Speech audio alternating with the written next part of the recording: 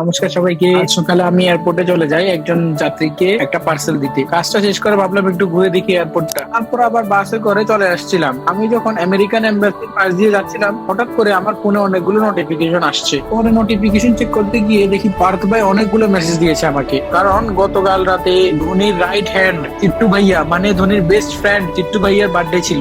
তাকে ইনস্টাগ্রামে উইশ করি এবং তাকে নিয়ে একটা পোস্টও করি, এবং ওই পোস্টে উনি আমাদের সাথে কোলাপ করে ফেলেন। মানে কি বলবো, এত প্রাউড ফিল হচ্ছিল, কারণ বাংলাদেশে বসে আমি এত কিছু করতে পারতেছি, মানে বলার মতো কোনো ভাষা নাই।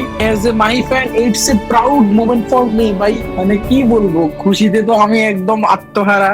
তারপর বাসে করে আবার পল্টন চলে আসলাম, অফিসে যাচ্ছি। অফিসে যাওয়ার পরে মানে কিভাবে যে আজকে অফিসটা করবো ওইটাই চিন্তা করতেছি। অফিসে কাজ করার জন্য বসছি, কিন্তু আমার মাথার ভিতরে শুধু এটাই ঘুরতেছে যে মানে হোয়াট এ আনএক্সপেক্টেড ঘটনা। মানে কিভাবে কি ভাই, এভাবে যে কোলাপটা হয়ে যাবে এটা কখনো চিন্তাও করি না, বা আমাদের কোনো প্রি প্ল্যানও ছিল না যে আমরা এভাবে আমরা কোলাপটা দিব না। এখন মাথার মধ্যে শুধু ঘুরতেছে যে কবে রাঁচি যাব, কবে ধোনির ফার্ম হাউসে যাব, এবং কবে ওদের সাথে কথা বলবো। শুধু মাথার মধ্যে ওগুলো ঘুরতেছে। কি আর কাজ করব, সারাদিন তো চলে গেল চিন্তা করতে করতে, ভাবনায় চলে গেল সারাটা দিন। তারপরে কাজগুলো শেষ করে সন্ধ্যায় বাসা ফেরার জন্য বেরিয়ে যাচ্ছিলাম। হঠাৎ মনে পড়লো বাসায় কিছু বাজার নেই, কিছু বাজার করতে হবে। তো চলে গেলাম বাজার করতে। ভাই ব্যাচেলারের বাজারে আর কি, ছোটখাটো টুকটাক কিছু জিনিস এগুলা নিয়ে বাসার দিকে রওনা হলাম, কারণ রান্না করতে হবে। কি বলতে আজকে দিনটা খুবই সুন্দর এবং খুবই চমৎকার একটি দিন ছিল আমার জন্য।